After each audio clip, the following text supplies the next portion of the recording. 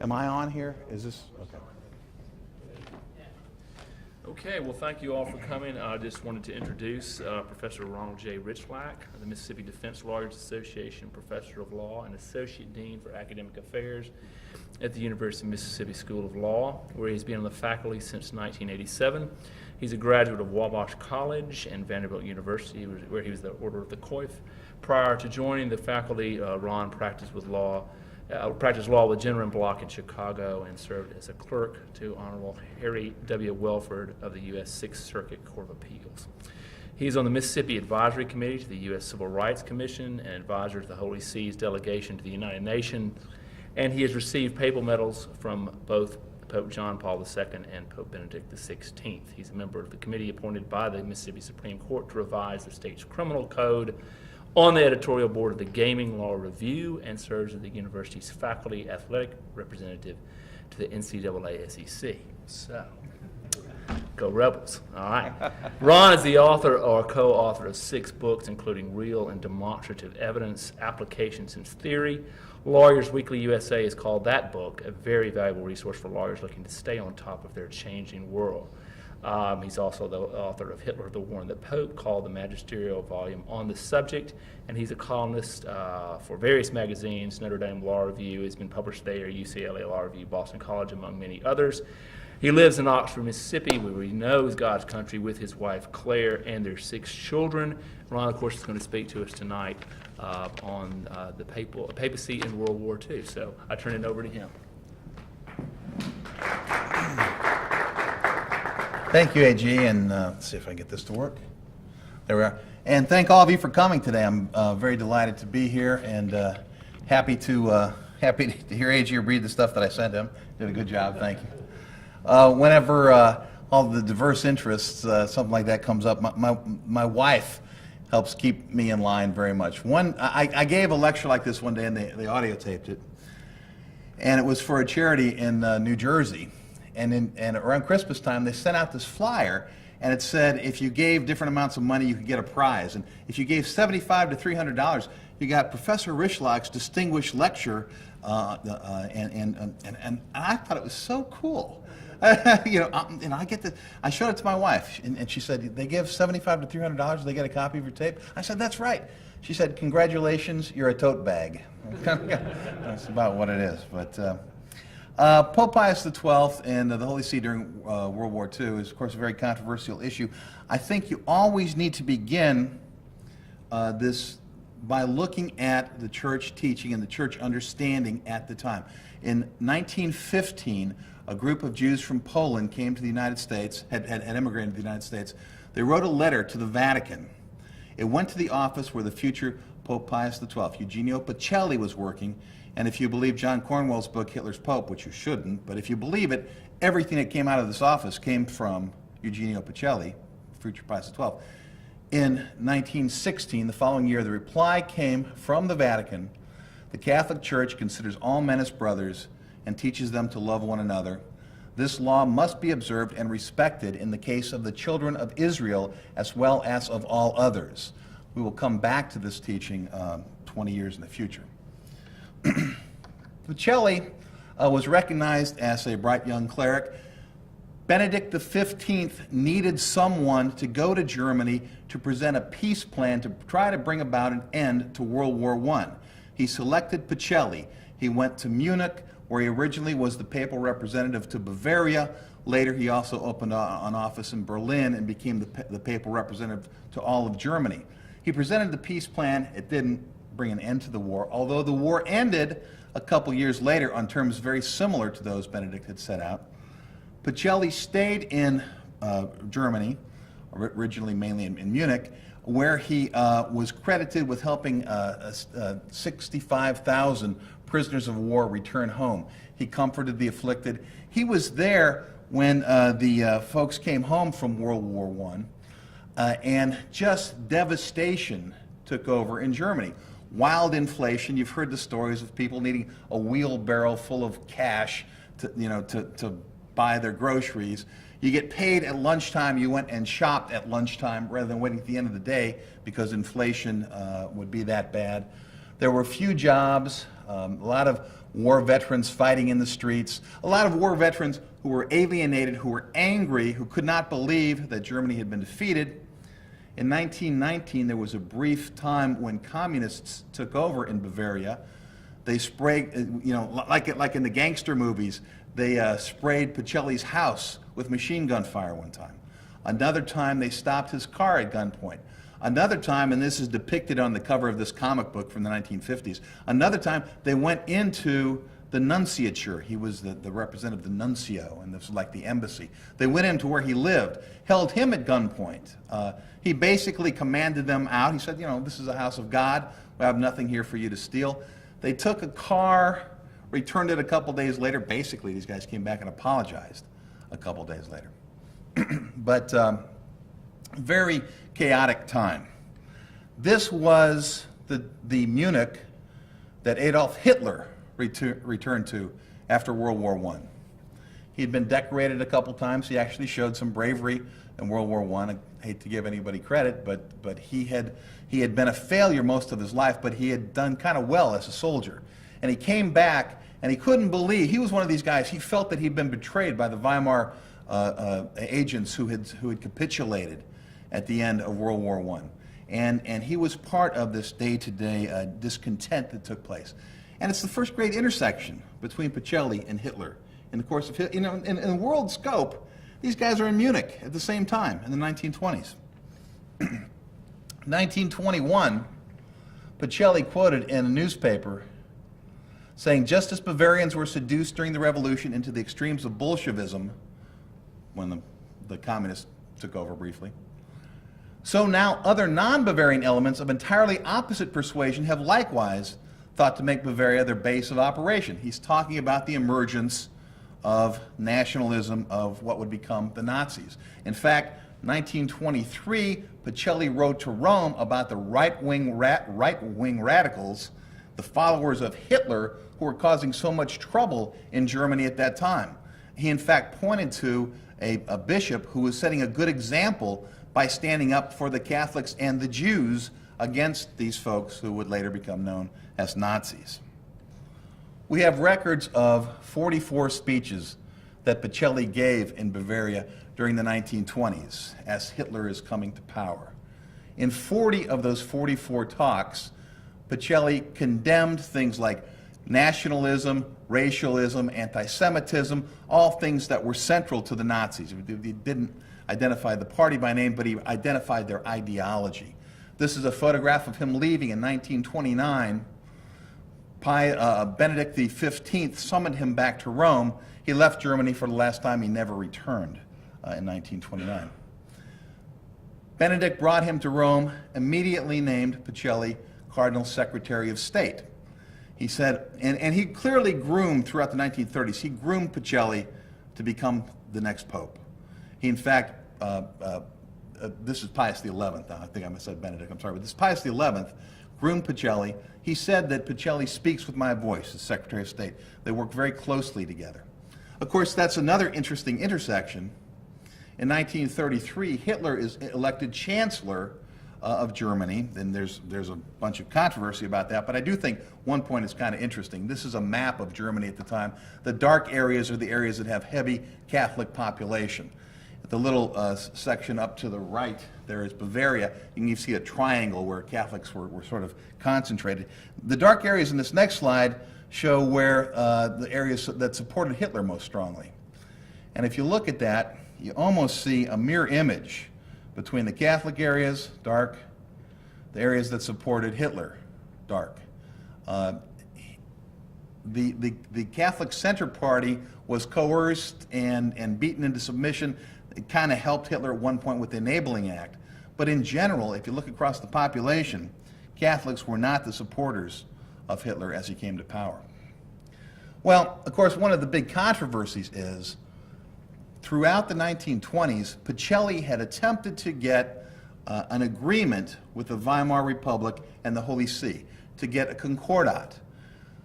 Pope Pius XI felt this was the best way to interact with other nations, particularly, by the way, nations you had bad relationships with, to secure the rights of the Church. Pacelli did, in fact, negotiate concordats with a couple of individual German states. He attempted to get one with the Soviet Union. Pius XI negotiated them, got them with both France and Italy during this time. Well, there was one on the table, a proposal from the Vatican for an agreement with the Weimar Republic. When Hitler came to power, he said, "We'll take the deal. Hey, Vatican, yeah, we'll take the proposal, the one that you tried to get Weimar to sign and never would, we'll take it." Well, Pacelli is Secretary of State, so this is actually a photograph from the signing party where Pacelli signed it. So some people try to attribute this to Pacelli. I mean, number one, it's always the Pope but this was the Pope's responsibility. And the Concordat, in fact, ended up being a very good thing, particularly as it was used to help many Jewish victims of the Nazis. Excuse me. Often overlooked as a supplemental protocol in the Concordat that assures priests and bishops the right to speak against moral wrongdoing. And that was something that the priests and bishops were able to invoke and condemn Nazism as time went along. They also were prohibited from joining the Nazi Party because of the Concordat. So when the Nazis came around and then went up to Protestant ministers and said, you know, it's time to join the party, many of them capitulated. You almost had to. Priests, Catholic priests said, oh, sorry, I'm prohibited. I can't join the party. And, you know, by the way, there was no other party at this time. All that was left was the Nazis. Now, a lot of people have been worried about what that meant in terms of the Jews. This is how the Palestine Post reported it in 1933. Pope signs pact with Germany, Jews must be treated with Christian charity. It was clearly part of the agreement, understood at that time, when this was signed, that it was not something to be used against Jewish people. In fact, it's also worth noting that the Concordat was signed after Germany had signed the Four Powers Pact with Great Britain, France, and Italy, after Hitler's delegations were recognized at the League of Nations, after the Soviets had renewed a trade agreement with Germany, and after the UK had renewed a friendship agreement with Germany. So you're going to find critics sometimes who say, you know, the Pope, Hitler came to power and the Pope immediately signed an agreement with him. Pacelli signed the agreement. It's a red herring. It's not something that in any way indicates sympathy on the part of Pacelli for the Nazis. In fact, at the Nuremberg trial, German Foreign Minister Ribbentrop testified that they had a whole desk full of protests from the Vatican regarding breaches of the Concordat. Many of them, including the very first one, related to maltreatment of Jews. The very first one related to the German boycott of Jewish shops. The Vatican filed a protest saying that was a violation of the Concordat. Whenever the Catholics protested against how Germans were treating the Jews, the German response was, you're getting involved in politics, you're getting involved in political matters, stay out of that, that's none of your business. Here we see a comic from the Schwarzkopf, the publication of the SS, 1937. We've got the priest there, supposed to be tending the sheep, but he's got his nose buried in the newspaper, politics, you can read that even if you don't know German, and the swine have been devouring the sheep. It says, feed my lambs, but the priest isn't doing the right thing. That's a Nazi complaint about the church. Hermann Goering says, the Catholic believers carry away but one impression from attendance at divine services, and that is that the Catholic Church rejects the institutions of the nationalist state. Other comics, here we see a rabbi and a priest, it's a Catholic priest, he's got the rosary coming out of his pocket there. They have little squabbles among themselves, but where are they doing it? They're doing it on the backs of us good, loyal Nazis. Here we see an industrialist, a priest, and it's a guy, it's the facial characterization that the Nazis always used to depict a Jew. So it's an industrialist, a priest, and a Jew trying to pull back on the hands of time, the swastika. But the big, strong Nazi is not going to let that happen. Here we have discovered at last Freemasonry, Judaism, and Jesuits all together. It's the Nazis uncovering their enemies who are working together against them. Here we have a couple of Jews, again with the depiction the Nazis used, riding on the back, protected by Holy Scripture and the priest. 1935, Secretary of State Pacelli, By the way, as Pope, he had the famous white typewriter, and this is a picture, I think, probably when he was Pope, but he had a famous letter, or he wrote a letter in 1935 to a cardinal where he referred to the Nazis as false prophets with the pride of Lucifer. 1936, Pacelli, as Secretary of State, this was big news. It was a very unusual kind of thing for the Pope. The Pope never traveled, but for the Secretary of State to come to the United States and to fly, and he flew all over the United States. He made stops in Cincinnati, and he went to Notre Dame, and he went out and he saw the Golden Gate Bridge, and he was in New York, and it was a real major event. He traveled with Cardinal Spellman, who was very well known at the time. There was a priest from Detroit, Father Coughlin, who was a political priest who was accused, and I think you look at some of his stuff, probably justly, of having been anti-Semitic. He denied that in a book he wrote, but very controversial priest, very involved in politics. Pacelli met with him in 1936 and told him to get out of politics. You can stay on the air, but we don't want you doing politics anymore. That's not what we're about. Coughlin shifted. He was for FDR, then against FDR. But Pacelli got him out of politics when he was Secretary of State. When Pacelli became Pope, he had Coughlin taken off the air. Coughlin wrote about that in his memoirs afterwards, very angry about the Pope, but Coughlin was a very controversial figure. While Pacelli was in the United States, a delegation from a Jewish organization came and met with him, and they were very worried now what was happening in Germany to Jewish people. Pacelli reaffirmed that 1916 statement we started with about how the Catholic Church believes that all men are brothers, including the children of Israel.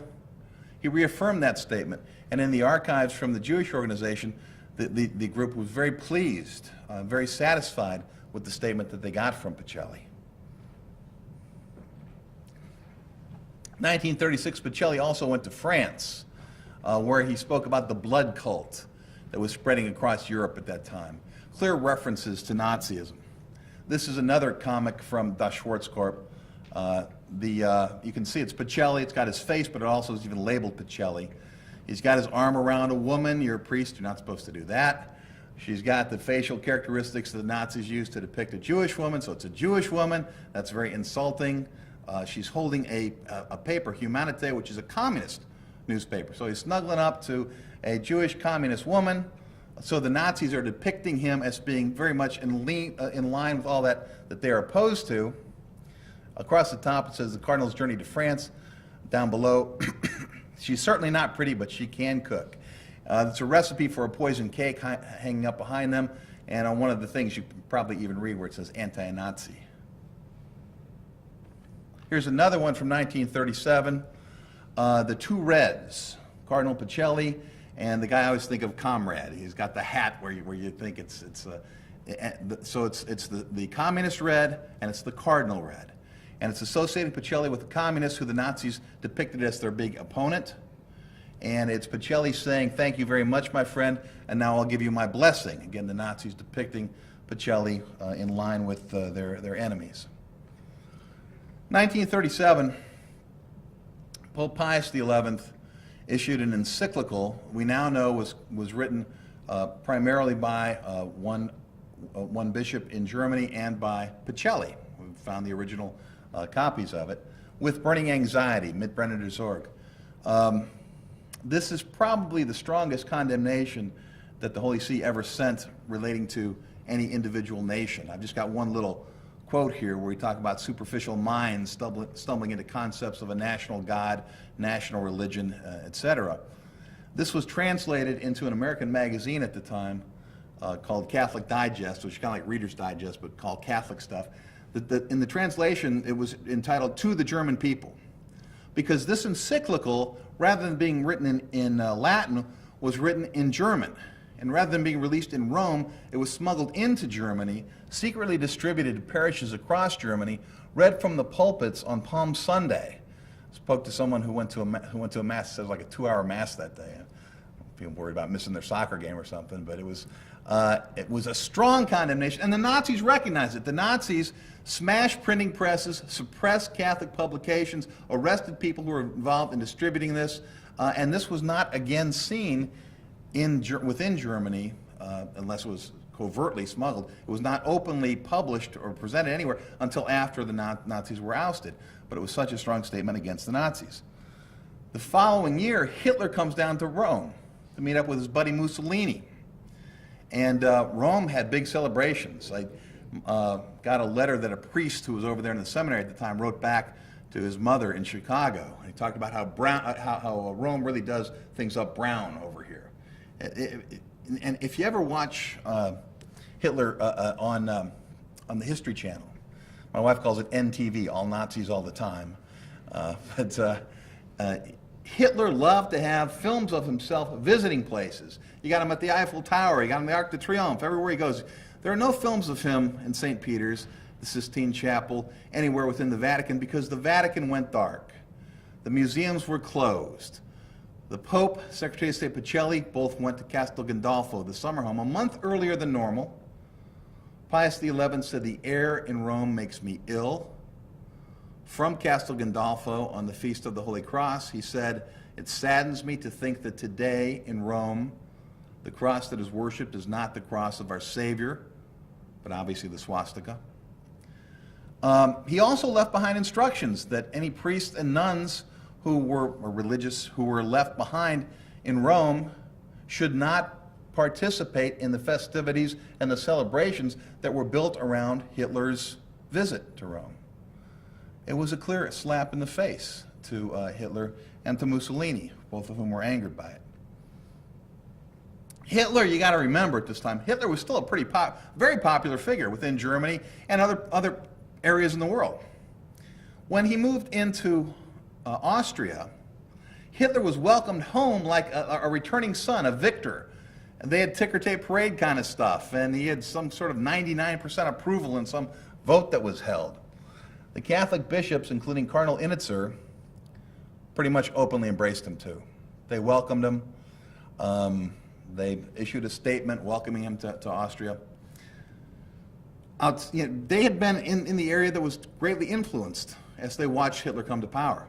Initzer was immediately called to Rome. He was first dressed down by Secretary of State Pacelli, then by the Pope, made to retract his statement. When he went back to Austria, he made the bishops retract their statement welcoming Hitler. Within about 2 years, Initzer was clearly an outspoken opponent of the Nazis.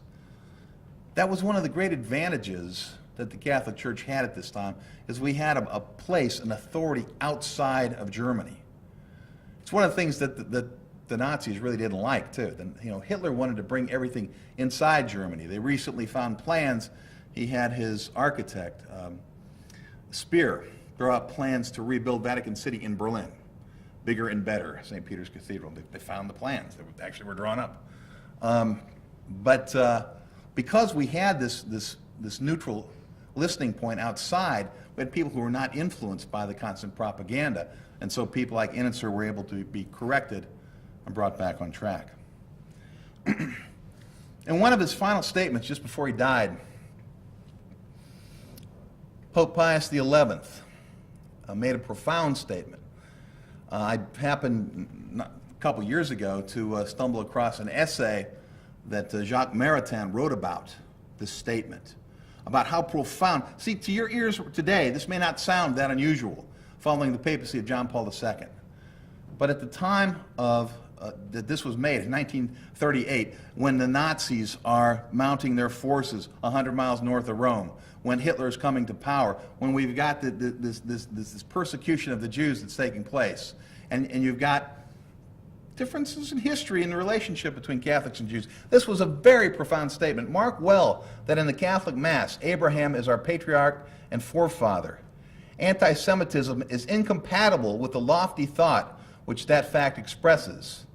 It is a movement with which we Christians can have nothing to do. No, no, I say to you, it is impossible for a Christian to take part in anti-Semitism. Spiritually, we are all Semites. Secretary of State Pacelli, a week or two later, repeated these statements in a public address in Rome. When Pius XI passed away, he had clearly been grooming Pacelli to replace him. and everybody knew Pacelli was a likely candidate to become the next pope. Delegations came through at the funeral expressing their condolences.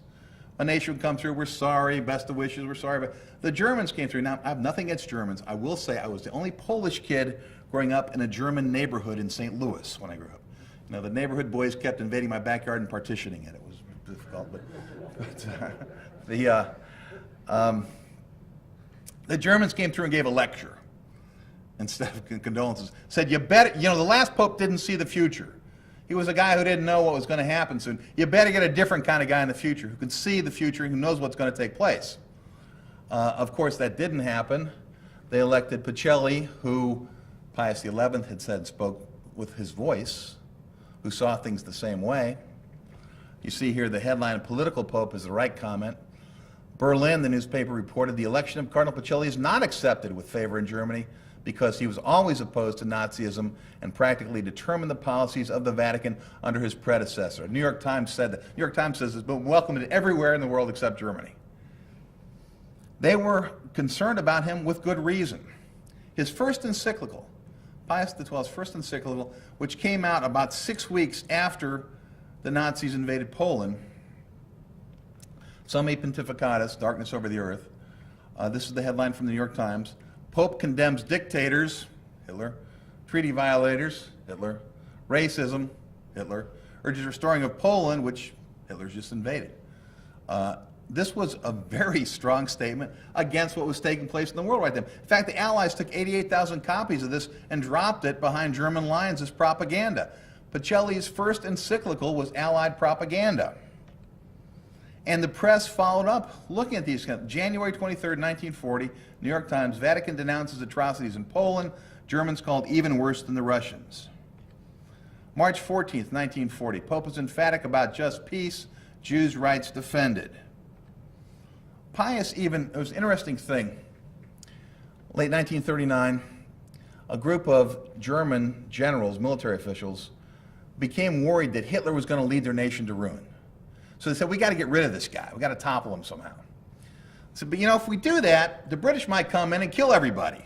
Maybe we better contact the British and try to get something established before we do this. How can we talk to the British? Well, there was a lawyer in Munich, a guy named Joseph Mueller, who had contacts with the papacy. He had been to Rome before. So they got Mueller to take a message to the Pope. And they said, can you contact the British and let them know this is what we're planning so they won't come in and kill us all when this happens? And Pope personally, he didn't share this with anyone around him because he knew how risky it was. That's pretty much a breach of neutrality too, if you're going to be honest about it. He took the message, he said, the voice must be heard in London and I'll do it for you. And he gave him the message. By the way, we don't know this from Vatican archives. We know this from British archives. That's where, when people are always talking about Vatican archives, the information is usually available elsewhere. In fact, Pacelli not only told them about this coup, he actually gave them information 10 days before the Nazis invaded the Netherlands, Belgium, and Luxembourg. Pacelli told the British, this is where the Germans are coming in. The British didn't know whether to trust the information or not, frankly, so they didn't do much about it. But he actually passed troop information about upcoming German military moves to the Allies. When these nations fell, Pacelli sent open telegrams to the leaders, commiserating with them, telling them, you know, this is a horrible thing that's happened, better days will come, you know, that kind of stuff. But it was, again, a big slap in the face. Mussolini was outraged by this, that the Pope would do something like that. Christmas Day, 1941, the New York Times said, the voice of Pius XII is a lonely voice in the silence and darkness enveloping Europe this Christmas. The Pope put himself squarely against Hitlerism. June 4th, 42, fascist pressure on Vatican fails. Mussolini unable to bring Pope to take stand on Axis side in war. August 27th, 42, Vichy seizes Jews. Pope Pius ignored. I apologize, by the way, for using a green highlighter. When I was doing my initial research, I did not know I was going to be making slides. This kind of came about later. Fascist paper in complaining here, again, a Nazi fascist paper, complaining that the church's obstruction of the practical solution of the Jewish problem constitutes a crime against the new Europe. The Vatican's solution to the racial problem depicted in the comic is to lecture the stork. All you're going to do is lecture the stork. Now, we're Nazis, we got a better plan here. The Pope's in our way.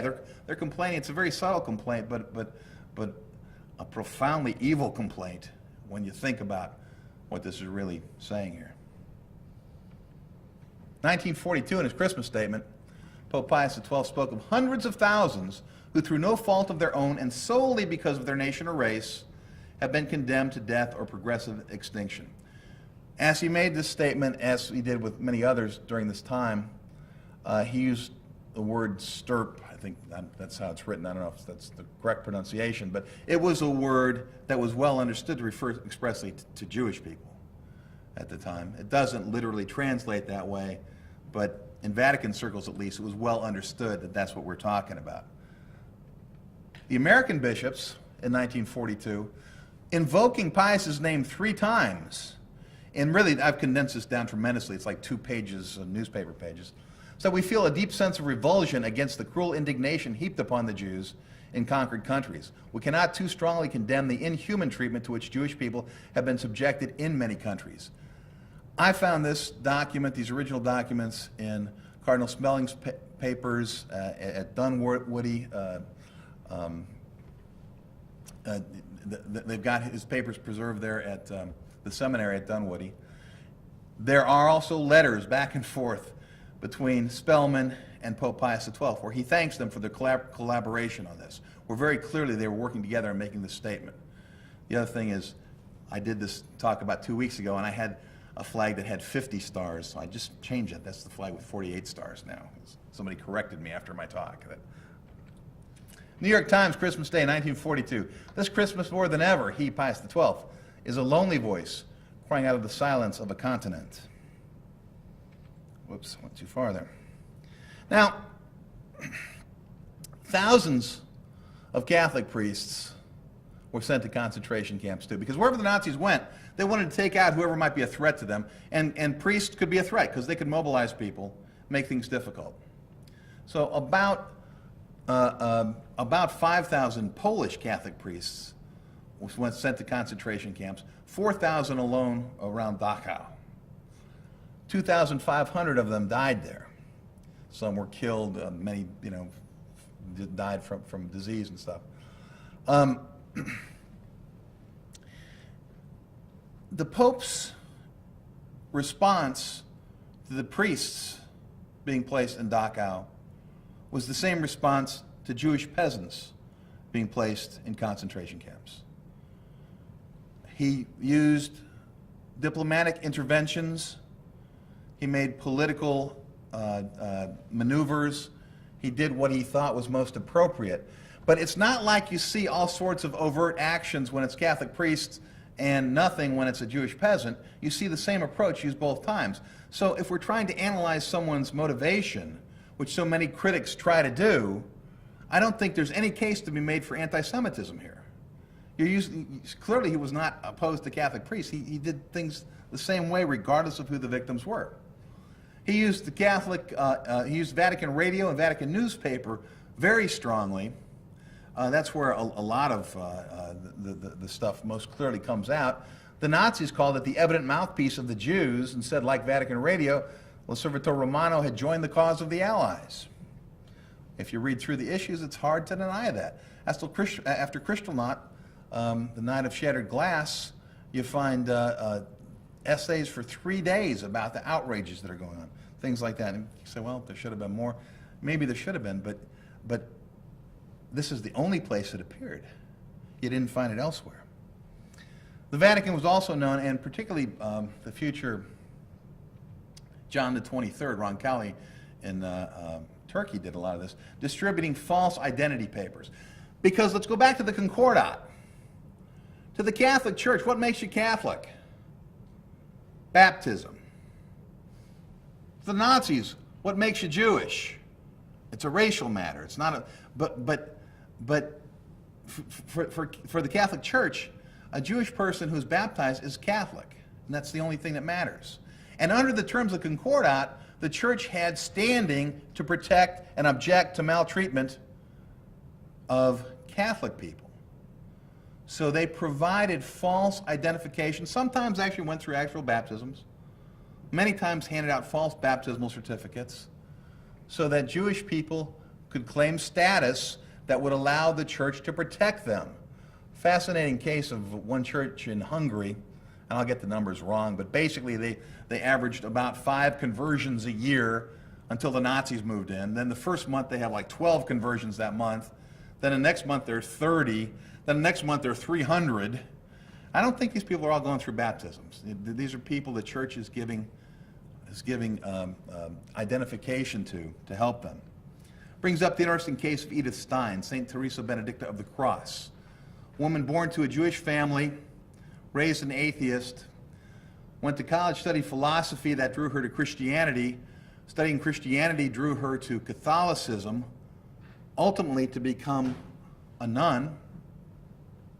When the Nazis came to power, her order sent her to Holland, so she'd be safe because they're worried about her background, being raised from the Jewish family. When the Nazis moved into Holland, the Catholic bishops and the Protestant leaders went to the Nazis and said, if you begin deportations, we are going to come out with a strong statement against what you're doing, and we're going to shout it to the world. The Nazis said, you better not do that, you'll regret it. The Protestant leaders stepped down, did not issue a statement. The Catholic bishops said, we're going ahead, we're making the statement. And in result, Goebbels, if the Catholic clergy can thus ignore negotiations, then we in turn are forced to consider the Catholic full-blooded Jews, like Edith Stein, as our worst opponents and take measures to ship them off to the east as quickly as possible. Edith and her sister were indeed sent to a concentration camp. They died there or on the way there. There's some dispute about that. But this word came back to the Pope. And you know, that's one of those pieces of information. What's the result of the statement? It was not good in this case. There was another time where the Pope had a strong statement smuggled into Poland. The later cardinal, but at that time bishop, who received it inside Poland, tore it up, sent a note back, said, Holy Father, thank you very much for your feelings, but if we read this from the pulpit, it's going to cause people to die. Please don't make statements like this. Those are points of information that had to affect the judgments Pius XII made. Now, when Hitler broke up this happy wedding and invaded the Soviet Union, a lot of people thought that the Pope might give a blessing to this crusade into the godless Soviet Union. And there were some priests who, in fact, did give blessings. Not only did Pius refuse to give a blessing, he made those priests retract their blessing. He said, this is not a godly union, this, a crusade. Blessings cannot be upon this. Unfortunately, there are some books and stuff that don't have that story correct in it. Had an interesting correspondence with a history professor at Notre Dame who included that in an audio tape set he made, and after a long exchange, he agreed that he was wrong. He should not have included it in there. The Vatican itself became a wartime sanctuary. In 1943, Mussolini was ousted. Hitler heard about it on the radio in Berlin, and he immediately thought the Pope was involved. Whether the Pope was or not, I don't know. But he immediately, he's an ally with Italy at this time. You got to realize this. He invaded an allied nation. He sent his troops down and occupied northern Italy, surrounding Rome, recognizing the line on the ground between occupied Rome and neutral Vatican City. You got soldiers on one side, Nazis with submachine guns, and you got, the Swiss Guard with their pikes on the other side. You've got people making mad dashes in one way or another. You've got not only Jews, but you've got downed Allied airmen who are trapped behind enemy lines. You've got AWOL German soldiers.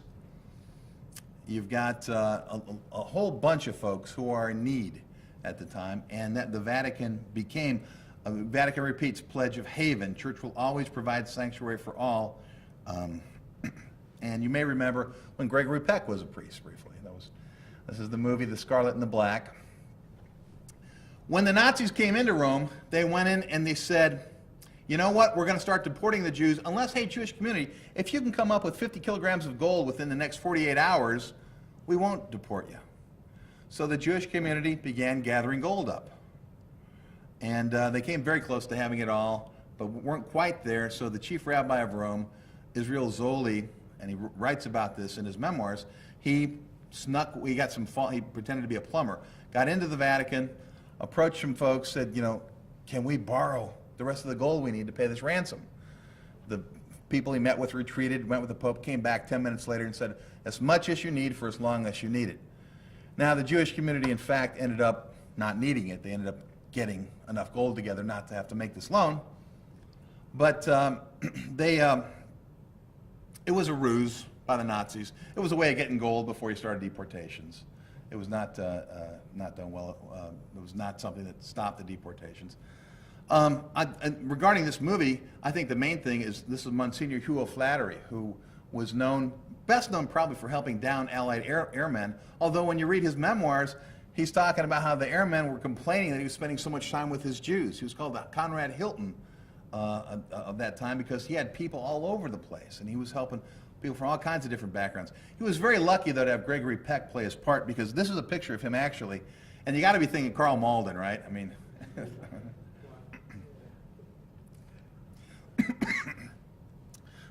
The Vatican began a rescue operation that was really enormous in size at this time. Here you see the Pope overlooking all these loaves of bread that were about to be distributed throughout Rome on trucks like this, where every church building, whether it's a seminary, a convent, whatever, were put to use sheltering Jewish people, other people too, but predominantly Jewish people. Here you see a priest and a nun feeding children in front of all these burnt out or destroyed buildings. This is a famous photograph of Pius XII at the scene. Whenever bombs would fall around Rome, he tried to protect Rome as much as he could, but he would stand at the window and watch the bombs fall, and as soon as the bombs stopped falling, he would go out with money, with blankets, to give blessing, to give medical aid where it was necessary. This day, his parents' bodies were blown out of their graves when bombs fell. These happened to have been Allied bombs, by the way, because the Axis powers would store munitions pretty close to the Vatican, hoping that the Allies wouldn't bomb it. FDR wrote, there was a great exchange of correspondence throughout the war. FDR said, we'll try to, protect the Vatican, but no promises, because, we're fighting a war here. I think this is perhaps the most profound photograph. I'm going to have to explain it to you, though. This was taken at Castel Gandolfo, the papal summer home. We are here looking down a staircase. As many as 12,000 people saw it. This is a complex, not just one building, but as many as 12,000 people at different times throughout the war sought shelter here. Many of them Jewish people. There's a giant wooden cross there on display from Jewish people who were sheltered in Castel Gandolfo down the time. Every room was taken, every hallway was taken. You're looking down a staircase here where people are sleeping up and down staircases. The papal apartment was used as a birthing and nursing area. 40 children were born in the papal bedroom during the time of the war. The Pope, by the way, never went to Castel Gandolfo. He stayed in Rome. He thought it was a more important thing to do at that time. He was the only one who had the authority to open up Castel Gandolfo and allow this to take place, and it was a savior for so many people. These efforts outraged Hitler. There's a new book out by Kurtzman about the proposal to invade the Vatican, kidnap the Pope. Hitler actually gave those orders to a General Wolff, Carlos Wolff, and told him, draw up plans for what we're going to do to invade the Vatican. Wolff tried to delay it. Wolff didn't want to do it.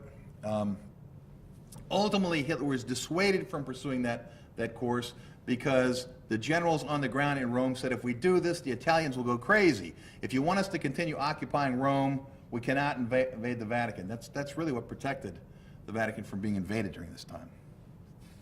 They tried to convince him to leave Rome. Pope said to spur in haven in Germany. They said, you know, come on, live here. We'll protect you in Berlin. No, he wouldn't do that. When they deported the Jews from Italy, that's one of the more controversial issues at the time, because there were 2,000 Jewish people who were rounded up in Rome, kept not far from Vatican City, deported. Most of them died before the war was over. There were numerous diplomatic interventions. There were some people, mainly those of mixed heritage or those who were married to non-Jews, who were released. But essentially, it's happened very quickly. We can document lots of diplomatic intervention, but by the time most of anything the Pope could have done was in place, these people were already deported. That's when really the rescue operations went into the highest gear. Upon the liberation of Rome, Pius XII said, "For centuries, Jews have been unjustly treated and despised. It is time they were treated with justice and humanity. God wills it, the Church wills it. St. Paul tells us that the Jews are our brothers. They should also be welcomed as friends." The New York Times, on the liberation of Rome, reported, "Under the Pope's direction, the Holy See did an exemplary job of sheltering and championing the victims of the Nazi fascist regime. I've spoken to dozens of Italians, both Catholics and Jews, who owe their liberty and perhaps their lives to the protection of the Church." Rabbi Israel Zoli, the chief rabbi of Rome during the war, later converted to Catholicism. Now, he writes about this in his memoirs. He said, "This was not in tribute, not in thanks to the Church. The conversion was an honest, heartfelt conversion." However, he selected the name Eugenio, Pius XII's Christian name, in tribute. He had the Pope be his godfather, his sponsor, in tribute to the Pope for all the Pope had done to help Jewish people during the war. Chief Rabbi Herzog of Palestine wrote, "The people of Israel will never forget what His Holiness and his illustrious delegates are doing for us, unfortunate brothers and sisters, in the most tragic hour of our history." FDR, 1944, wrote Pius, "I should like to take the occasion to express to His Holiness my deeply felt appreciation of the frequent action which the Holy See has taken to render assistance to the victims of racial and religious persecutions." The Israeli consul in Israel spent 6 months studying in the archives at Yad Vashem, concluded that the Catholic Church saved more Jewish lives during the war than all other churches, religious institutions, and rescue organizations put together. After the war, Pius XII, often thought of as cold and reserved, was actually considered the most outgoing of any pope who had been. He was very sick his last 4 years and very withdrawn, and he almost died. And people liked that characterization of him when he was old and feeble and withdrawn. But during this period, everybody came to see him. There's a film of him watching the Harlem Globetrotters doing their stuff. They're playing Sweet Georgia Brown. He's tapping his foot. His favorite movie actor, Clark Gable, comes to see him. He spends 2 hours talking to him, keeping the future John the 23rd waiting in the hallway till he gets done. There's my favorite one, though, is there's an American diplomat who comes, and they had been in Germany in the 1920s together. And he comes to him, he says, "Holy Father, I guess we did not represent our nations very well back in the 1920s. And Pope said, "Well, what do you mean?" He said, "Well, you know, I wrote back to Washington like you wrote back to Rome that this guy Hitler would never amount to anything." The Pope says, "Ah, you must remember, back then I was not infallible."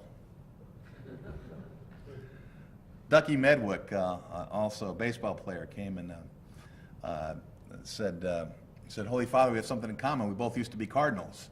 And Ducky played for the St. Louis Cardinals Gas House Gang at the time. The group that would become the Israeli Philharmonic Orchestra in 1955 came to Rome to play a concert of tribute and thanks to everything that the church had done to protect Jewish people during the war. While they were there, they posed for this photograph with Pius XII. While they were there, they also offered Montini, the future Paul VI, a medal of thanks for all he had done to help Jewish people. He said, "I only acted upon orders from the Holy Father. Nobody deserves a medal from that. Similarly, the future John the 23rd said, in all these painful matters, I have referred to the Holy See and simply carried out the Pope's orders, first and foremost to save human lives. Golda Meir. During the Nazi terror, the Pope raised his voice to condemn the persecutors and to commiserate with their victims. This is on, by the way, this is on Pius XII's death at this time. President of the World Jewish Congress said, with special gratitude, we remember all Pius XII has done for persecuted Jews. The Jewish Post in Winnipeg said there probably was not a single ruler of our generation who did more to help the Jews in their hour of greatest tragedy. Leonard Bernstein, a Jewish conductor, stopped the concert for a moment of silence in tribute to his passing. But the Anti-Defamation League, the Synagogue Council of America, the Rabbinical Council of America, virtually every major Jewish group around the world throughout the United States sent letters of tribute, thanks, praise, condolence on the passing of Pius XII. And that was his reputation until 1963, when this play was released by Ralph Hoketh, the deputy meaning Christ's deputy on earth, which depicts Pius XII as a solitary central figure who sort of allows all of these horrible things to go on around him, more concerned of sort of, and there's like 3 different versions of it in the translations, and they actually changed scenes around, so it's hard to give a clear synopsis. Basically, it's a cold-hearted pope who doesn't care about what's happening to the Jews and to others, and there's a good priest. It was released as a movie you can get on DVD now called Amen, just a couple years ago, made into a movie. But this came out at the time of the trial of Adolf Eichmann, the time we had the Diary of Anne Frank, we had Vatican II, we had a lot of people reevaluating things. And according to at least one account, there was KGB was behind pumping up this rumor as well. That was, the story broke last year. It's something I've been looking into over the past year. But anyway, this dramatically reshaped everything. And that sort of became at least in popular culture, the accepted approach to it. I was working on my book. I started working on it in the 1990s, mid-1990s. I don't remember exactly when, because I didn't decide to write a book. I decided to answer a question, and it turned into a book. And my book was actually at the publisher getting ready to be released when this book came out, Hitler's Pope. And I reviewed this for a magazine called Inside the Vatican magazine, and I always say it must actually be read inside the Vatican, because shortly thereafter I got a call from these guys, Father Paul Molinari, the postulator of Pius XII's cause, and Father Peter Gumpel, the relator or investigating judge in Pius XII's sainthood cause. And what they did is they asked me, would I come over to Rome, and would I simply, we're going to give you an office, we're going to give you the documents that John Cornwell used in writing Hitler's Pope, and we want you to just tell us whether he was fair. That was all the guidance I got. Here's your office, here's the stuff he had, tell us whether he was fair. This was quite a task. I spent the first day and a half literally sort of staring at the stuff, scratching my head, thinking, I don't know, how do I answer this? And then finally, after a day and a half, I said, well, you know, Cornwell has footnotes. Let me see what I can do here. And I go to the first footnote, and I have this chart, which I put the chart both in Hitler, the War, and the Pope, and in Righteous Gentiles, because it's very indicative of the work that was done here. Hitler's Pope, in the introductory chapter, so it's the only footnote in there, so there's not a number, cites Vatican transcript page 229. Now what these are, the Vatican interviewed just under 100 witnesses under oath, took their testimony about Pius XII's life to determine whether he led a life of heroic virtue. And Cornwell looked at these, and he said he read these transcripts and left him in a state of moral shock. This is when I realized he was Hitler's Pope. So I go to the first one, and I said, okay, Vatican transcript page 229. Okay, okay, who is this? This is Pacelli's nephew. Okay, he's talking about the height and weight of Pius. Okay, all right, well, I'm not shocked yet. Then I go to the first chapter. Note number 7, cites the transcript page 30. It's this professor who's saying that Pacelli has had no heat in the home when he was growing up. Okay, Nothing yet. Also in the first chapter, note 14, page 109, the sister says, young Pacelli was a child, he had an unusual sense of control over himself. Okay, nothing shocking yet. First chapter, footnote 20, page 3, his sister said the family brought him food when he was in seminary. Okay, now I'm going through this. He has 30 citations, only 30. And it was about at the 20th one when I realized what the game was here. There was nothing shocking in this testimony at all. And I go through all 30 citations, the only 30 citations he has. And there is nothing shocking, nothing that could lead an honest person to be in a state of moral shock like Cornwell said he was.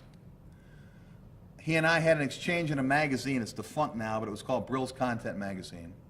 And I brought this up. And I said, there's nothing shocking in this testimony. He said, oh no? What about the testimony? There was testimony from one witness that Pacelli had a flirtation with his housekeeper. Isn't that shocking? What a dull boy our professor must be, referring to me. That's what Cornwell wrote. I wrote back and said, I may be dull, but it's got nothing to do with the Jews, the Nazis, the Holocaust, anything like that. Moreover, the actual testimony was Pacelli heard there was a rumor out there, demanded a full investigation, was cleared, and was pleased that he was cleared. That's actually what the testimony was. But I mean, I gave this to Cornwell, I laid it out there. What left you in a state of moral shock? The only thing he came back with is this alleged flirtation, because there is nothing else there. Cornwell made his book by saying he was in a state of moral shock, but that's nonsense. And I think, that clearly demonstrates it. There was another point that didn't hit me till I got home. All right, I get home and I'm looking at my copy of Hitler's Pope, and I called up Father Gumpel and I said, can you mail me the dust jacket of a copy of Hitler's Pope that I used when I was in Rome? And he said, yes, as long as you promise to mail it back. It's the Vatican, they weren't going to give me a dust jacket, so I got it and I scanned it. This is it. This is actually the one I had in Rome. I scanned, I had to mail it back. This is a photograph that people love because it seems to show Pius XII, Pacelli, surrounded by Nazis, right? Everybody sees this and says, oh, those are Nazi soldiers, there's the Pope with them, Hitler's Pope. Yep, sure thing. And in fact, this is the inside flap on the British edition. Cover photograph shows Cardinal Pacelli, the future Pope Pius XII, leaving the presidential palace in Berlin, March 1939. March 1939 is the month Pacelli became Pope.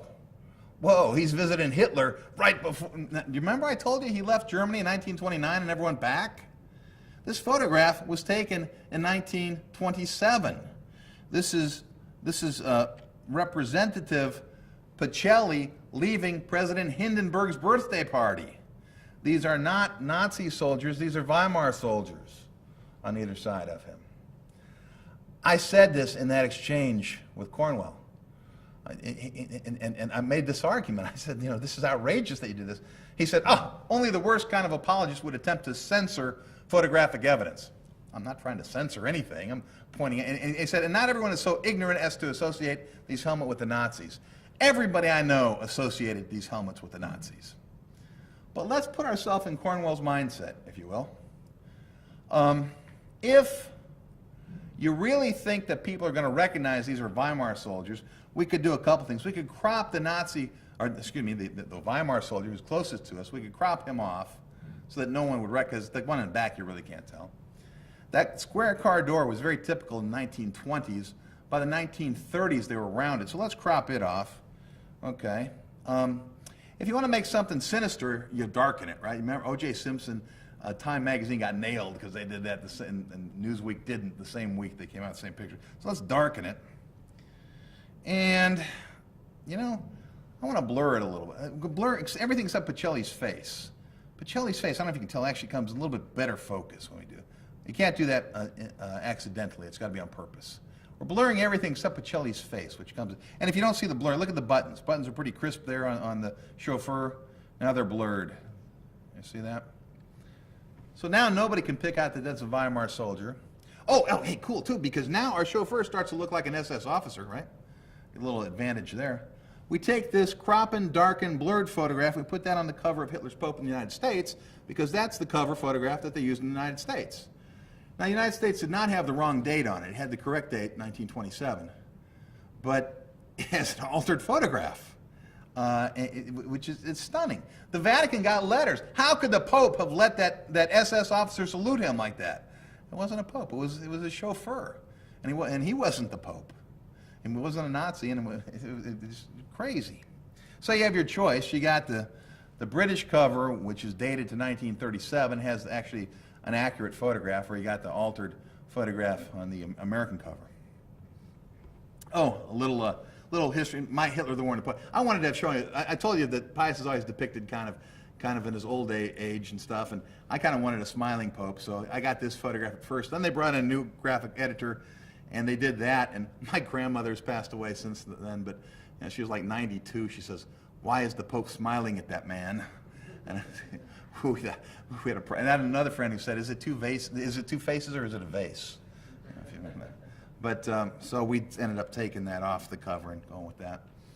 But when you open Hitler's Pope, there's another thing. Thomas Merton, you may be familiar with him, very influential Catholic monk, philosopher. There's this quote: "Pius XII and the Jews, the whole thing is too sad and too serious for bitterness, a silence which is deeply and completely in complicity with all the forces which carry out oppression, injustice, aggression, and war." Merton is controversial in some Catholic circles, but he's certainly influential. And he certainly appears to be very critical of Pius XII. And nobody discovered for a long time, then a guy since has become a friend, a guy from Texas, Bob Gorman, came up. They published Merton's diaries. Merton had written an essay on nuclear war, and he'd been ordered not to publish it. And in his essay, he's really angry. There's all these controversial things: Pope Pius XII and the Jews, the church in South America, the treatment of Negroes in the U.S., the Catholics, the French Right, all these controversial issues. And it all fits in one big picture, and it's not very impressive, and the whole thing is too sad and too serious for bitterness. I have the impression my education is beginning, and there's no, I've been ordered into silence. I have been silenced. I've not been allowed to write my essay. This is the whole thing. Cornwell took those italicized words that I haven't read up there, linked them together with ellipses, and tried to say Merton was condemning Pius XII. Now, I'm a law professor. If a student did something like this, I always say I'd fail them. I'd at least knock their grade down. And if I were a judge, I would sanction them. And being from Oxford, I know about lawyers getting sanctioned seriously just recently here. But, I mean, it's academic dishonesty. But it doesn't end there. He builds his case around a letter that was written in 1919. You read the whole letter, you read the actual fair translation of the letter. This is when this is in the middle of that revolution when the Bolsheviks have taken over, when they've machine gunned his house, when they've held him at gunpoint. And he's writing about those people who have taken over. And these are bad people who are mistreating the locals. And he uses these mistranslations. Cornwell writes, "Jews like all the rest of them," when it really should be the people I've just mentioned, or the ones I've just mentioned. The word group he translates as gang. A group of women he translates as female rabble. He gives this ugly presentation. He takes a 6-page letter, he uses ellipses, condenses it down to like a paragraph, and makes it look anti-Semitic when really it is not. This is John Cornwell's next book, Breaking Faith. This is the one, by the way, he called me the Vatican's favorite trial lawyer. And he thought it was an insult, and I wanted new business cards. He makes clear in this book what actually, if you read Hitler's Pope, was also very clear, is that it was all about John Paul II. Hitler's Pope at the end is about John Paul II. The last chapter is called Pius XII Redivivus, Pius XII all over again. He said Pius XII led the world to World War II and the Holocaust. John Paul II is leading us to a bad situation too. We got to get a different kind of Pope next time. John Paul II called Pius XII a great Pope. They were very similar in a lot of ways. But it's not what Cornwell wanted. Cornwell, and if you look at Cornwell, you look at James Carroll, you look at so many of the critics, James Carroll calls for Vatican III, where we will acknowledge error in the gospel, learn to preach against the gospel. They're trying to reshape the church. And that's what in the end, that's what Hitler's Pope was about. What they really did not want was this. They did not want the Ratzinger papacy. They got it. I think we're blessed by that. Pius XII said, if only peace could be had by the crying of peace, peace, but no, he knew it took action. No individual did more than Pius XII, and everyone knew it at the time. The Nazis despised him, the rescuers cited him as their inspiration, and the Jews thanked him for all he did. They are the witnesses, they are the people we need to listen to, and I appreciate you for listening to me tonight. Thank you very much.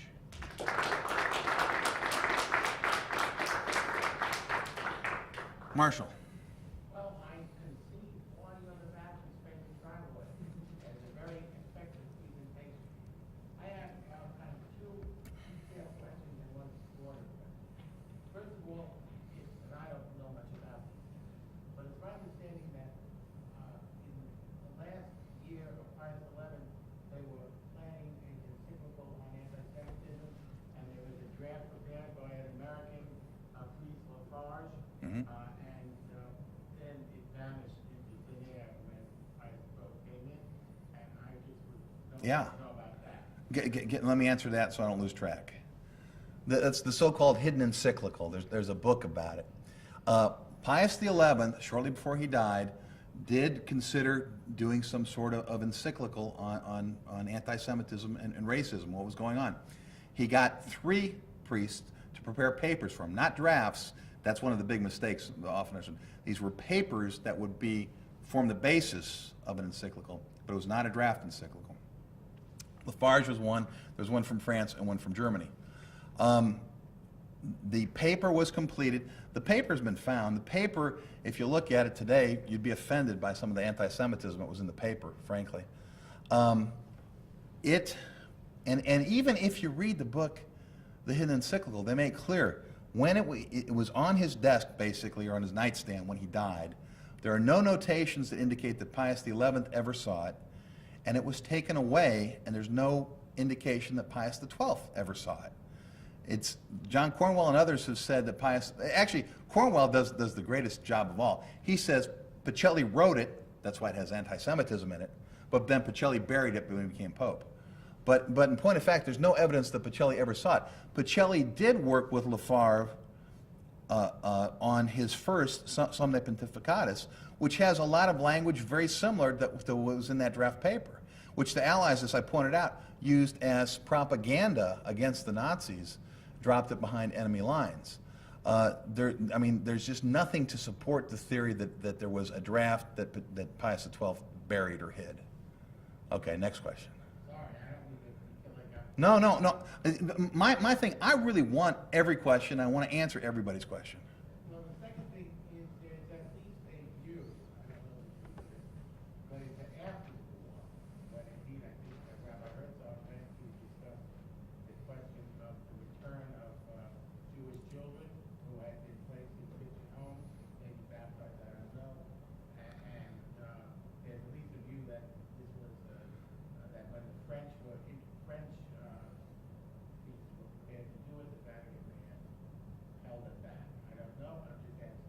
Yeah, this was a story that broke and got big anyway. It's been floated at different times. But it got big about 3 years ago. There was a letter found in France that supposedly was from the Vatican telling people in France that if you have Jewish children, if they've been baptized, don't give them back. It was a big story. I was contacted by BeliefNet to respond to an essay that Rabbi Shmuley Botich had written, and Rabbi Shmuley had me on his radio program to talk about it too. I immediately noticed that the letter was in the wrong language. It was not on letterhead, and it was not signed. All of which, I thought you're rushing to judgment here. Daniel Goldhagen also wrote a real nasty essay about that. Well, it wasn't too long. It was within a couple of weeks they found the original draft from the Vatican. And that draft said, look, you've got Jewish children. If an agency comes around and wants to take them to Palestine, we didn't have the state of Israel, but wants to take them to Palestine, you may not just dump these kids on the first Jewish agency that comes around. That's what the instruction was.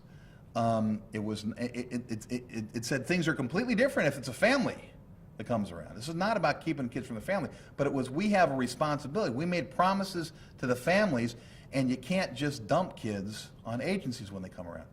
In fact, in the process of this, we also found only a couple of, really I can only think of one. I think there might have been another, I can only think of one at the moment, where this precise issue, as a Polish woman, it actually made its way up to the Pope. She had some Jewish children, she'd come to love them. I did not want to let them go. And the appeal made its way all the way to the Pope, and she said, you know, do I have to return these kids? The Pope said yes.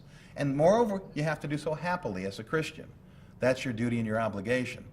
At the time, and I've got some citations to this in Righteous Gentiles, at the time, there were Jewish organizations that kind of looked into this, all of which said, you know, we found hardly any examples of situations where the kids were not returned.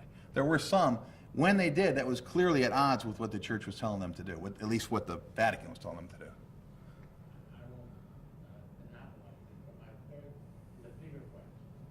I mean, so like, how do you understand all of the kind of wrath and depth of the criticism? You've explained, well, putting aside the KGB, you've explained the Catholic books on the basis of some kind of strategy to impact on the character of the church. But there's been, as you know, many other writers, non-Catholic, enter the list in this whole dispute. How would you explain that whole movement? You know, that is a great question, and that's a question that's tough to get to the heart of. I think if you look at some of the earliest critical books that were written, Freelander, I always say Louis, but I think you should pronounce it Levi, something like that, and Katz. Katz actually, you know, was sued for defamation, and a criminal charge was put in against him for defamation because the Italian court found that he made stuff up. I think that when the play came out, the Deputy, had a historical appendix. The historical appendix was not well cited, not well documented, but it made the case kind of like, I draw the equivalency to the Da Vinci Code, where you've got a work of fiction, but it's really true, but it's, you know, if you point to something, it's wrong. So I can kind of play both sides of that. That appendix clearly drew from communist propaganda that had been set forth in 1948. The communists almost took over the nation of Italy in 1948. Pius XII clearly led the opposite, or it was a major player in trying to prevent that from taking place. Yeah, and the Nazis at that time, excuse me, not the Nazis, the communists at that time put forth a lot of propaganda to try to discredit him. And that floated around. It had no traction in the 1940s in the West, you know, in some small pockets it did, but basically it got no traction until the play, and then the 3 books, and then you got people who are far enough separated from it, and then I think you got a lot of people who grow up believing that, who, you know, they encounter this for the first time, and they believe it that way. And if you start to look at something that way, and you ask yourself, why did Pope Pius XII not just come out and say, Hitler's an evil, terrible tyrant, and the world needs to come down? And yes, if you approach it from that angle, it's easy to come to the point and say, well, you know, he should have. If you approach it from where he was, and you look at the information that's coming into him, it's easy to understand what he did. So I think it's a shift in perception. It's the and sort of the initial starting point, and it's you know, I think the early folks who wrote these things probably were well intended, but wrong. They didn't have a lot of documents we have now. There's still the whole argument about archives, but we do have the Acts and Documents collection, which shows an awful lot of stuff that most people don't even look at. I don't know if I answered your question well enough, but. Well, I think it's a fair answer. Now, what about Croatia?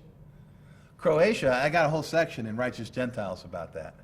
And I'll tell you, Croatia, my main point there is that people have turned there because we have less information there. As we've other places, we have more information that's come out. There we had a little bit less. But the leader there Also had a priestly head of government. had a priestly head of government, and we have clear documents within the Holy See saying, this guy is out of control. People are attributing, we can't let him go on like this. This is not what we want. We've got letters of sanction to him.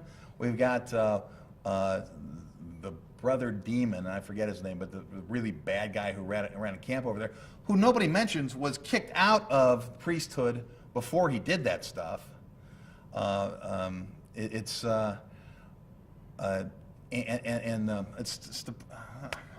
the leader's name. I'm forgetting. I'm drawing a blank. But he came to Rome, and he expected to be treated as a head of state, and he was not. He was deeply angered. He was clearly at great odds with the papacy. He's not doing what the church wants.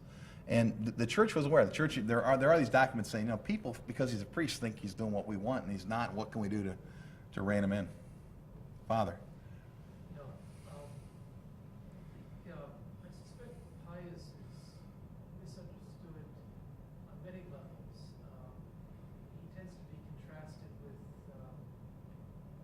Vatican II popes, Paul VI, maybe John Paul II, who are in some evaluations considered to be very progressive, whereas he was very hyper anti-modernist and all of that, which is really untrue. When you look at his encyclicals on the mystical body of Christ, on biblical interpretation, I mean, he really sets the stage for the reforms that would later take place in Vatican II. This is, your work is very, very important. I would just, and I appreciate the presentation very much, the connection between Pius XII and Father Coughlin seems to me less certain. Coughlin, the radio priest of the 1930s, who was clearly, into some rather nasty anti-Semitic activity. His journal, Social Justice, was a really awful instrument of anti-Semitic propaganda. A good bit of the hierarchy turns on him. It's Archbishop Moody of Detroit who finally threatens him with being defrocked unless he goes off the radio in 1942, or 1941, December, just after Pearl Harbor, because he was really, his work had become seditious. He was very strongly opposed to the war, to American entry into the war. But a pope would not intervene in a local church matter. So after 1939, it would be hard to imagine the Pope having anything to do with the Coughlin affair. It seems to me very questionable, your assertions about Coughlin. But, Father, with all due respect, I think actually Moody and the Vatican had an exchange of letters about this. This was an ongoing concern for Pacelli, then Pius XII, from at least 1936.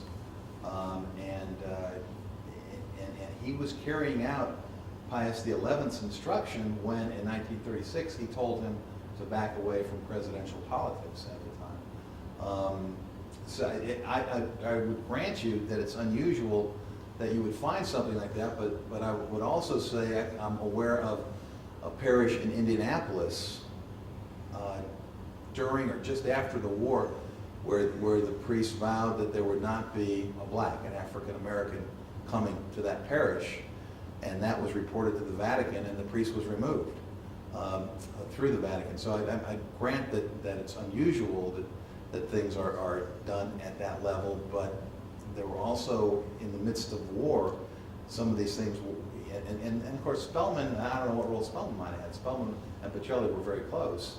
Spellman was the military chaplain at the time, and I would not be too surprised if something with Coughlin, where Spellman might have requested something to have papal authority as well. These these letters between Moody and the Holy See specifically reference the Coghlan affair? You know, before I go too far out on a limb and promise that, I would need to go back and look at it, but I'm quite convinced that Pius had a role in having Coghlan step down. And I'm aware of Moody as well, having been at odds with Coghlan. By the way, I'm only reluctant to flat out call him an anti-Semite. And I guess I'm not really reluctant to do that, but I do know he wrote a book saying I'm not an anti-Semite, and I decided I don't know how you deal with that. That's the only reason I hesitate from just flat out saying that. It seemed to me he was all over the board on different things earlier, and he kind of shifted later in life. Any other questions? Yes. Yes, thank you for a wonderful talk, which unfortunately is the very beginning of. But I did want to comment. I had a chance to talk to Rabbi David Dalen, I'm sure you're familiar with, who shared your thesis that so much of the intensity of this campaign against Pius XII was by largely Catholic authors who were using him as a kind of a totem or proxy for going after, at least at the time, John Paul II. So I was kind of interested to hear you simply volunteer that, since I meant to ask you that. I was curious on your thoughts on Mitbrennender Sorge, the encyclical which was released in German in 1937, and some of the criticism that's been made of that is, while certainly criticizing the Nazi regime for its race categories and use of them, there was a failure to more explicitly condemn the specific attacks on the Jews in Germany. That wasn't really maybe the heart of the encyclical, although it was certainly mentioned in passing. I don't know if you had any further thoughts Sure. on that, if that's a valid criticism, or if there were other motives at work, why they didn't take that tactic with that encyclical. Yeah, well, it's certainly worth mentioning. Within the last 5 years, new archives have been opened at the Vatican that relate to the 1930s. And those archives, in fact, have early drafts of that encyclical. And there, a guy named Godman, Paul Godman, I think, wrote a book where he looks at these. Excuse me. He's a little bit critical of the church for not taking the stronger statements, the stronger drafts they had gone. But the thing I do when I look at this, I see you had Pacelli and Pius XI clearly going back and forth on these drafts. Are we more bold? Are we less bold? Are we in the middle? Where do we go? And they ended up, and there are little notes back and forth too. They're trying to figure out what's going to be effective and not lead to more persecution. And they're making a judgment call. And in retrospect, we're free to question that and ask whether they made the right call or not. But it's not that they were uncaring, and it's not that they were unaware. It's that they're trying to make a tough judgment call as the Nazis are and you don't know where it's going to go. And even if they were wrong in retrospect and make some of the judgment calls, I don't think you can criticize them, for not caring or not understanding or being callous about these things. They clearly did care. Any other questions? Well, I appreciate your attention. Thanks for coming tonight.